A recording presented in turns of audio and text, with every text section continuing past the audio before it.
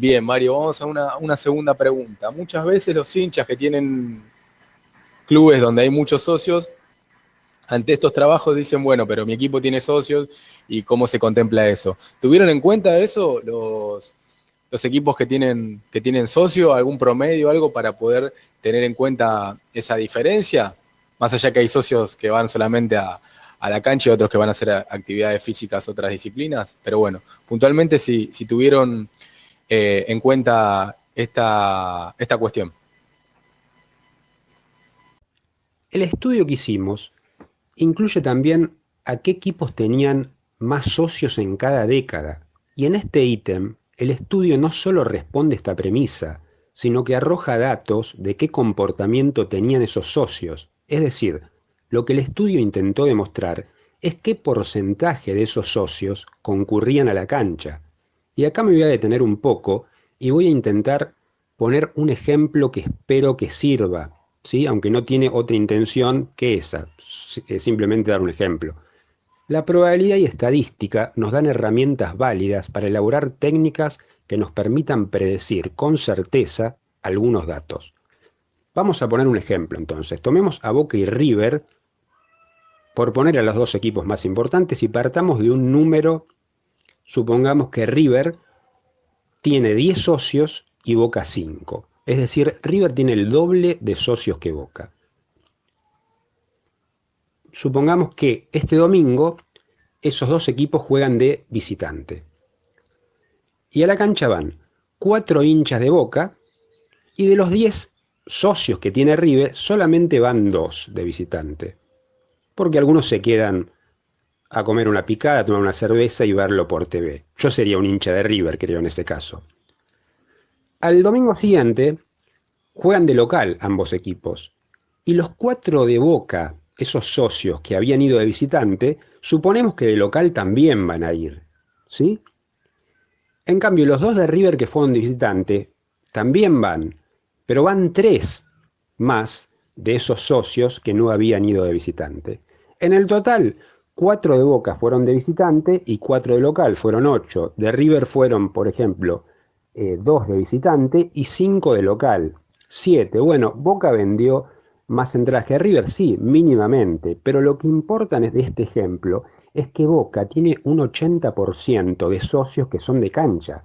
Es decir, si tiene 5 socios y 4 fueron tanto de local y visitante, el 80% de los socios son de cancha. En cambio, River tiene en este ejemplo, y vuelvo a repetir que es solamente un ejemplo, no son datos del estudio, tiene un 50% de socios de cancha, ¿sí? Porque fueron de los 10, 5 en total, es decir, la mitad. Creo que esto es un claro ejemplo. De todas maneras, este hipotético caso tampoco es un dato negativo para el club, por ejemplo en este caso River, que tenga solamente un 50% de socios de cancha, porque esto significa que el otro 50% tiene un vínculo con el club más allá de una cuestión deportiva. Entonces, esto le permite tener una masa societaria más estable, ¿sí? Y esto sí, acá hay un dato concreto, la cantidad de socios de River siempre aumenta de manera continua porque se comprueba esto, que tiene una, una estabilidad mayor en su masa societaria. En cambio, Boca tiene picos. Por ejemplo, en 1940, cuando inaugura la Bombonera, pasa a ser el equipo que más socios tiene, ¿sí? Pero 10 años después, cuando en la década del 50, que venía de pelear el descenso el año anterior, esa cantidad de socios decae y se encuentra abajo de otros equipos como River y Racing. ¿Ves cómo los números demuestran eh, todo lo que fue pasando en cada época? Finalmente, si vos al dato sobre la venta de entradas le sumás un porcentaje de socios que se estima que fueron a la cancha, te quedaría Boca con una asistencia media de espectadores de 41.000, River de 40.000, Racing de 30.000 e Independiente de 29.000. Sin embargo, este número estaría compuesto por dos variables, una estimada, que es la de los socios, y un dato preciso, que es el de las entradas vendidas. Acá es interesante hacer una aclaración. Uno de los errores más comunes en las estadísticas de venta de entradas que se hacían era sumar las populares a las plateas. ¿Por qué? porque estaban duplicando entradas. Y para esto voy a poner un ejemplo necesario para comprender esta situación. Supongamos que el domingo juegan en el Amalfitani Vélez frente a Boca y solamente va un hincha de Boca a ese partido y va a la platea.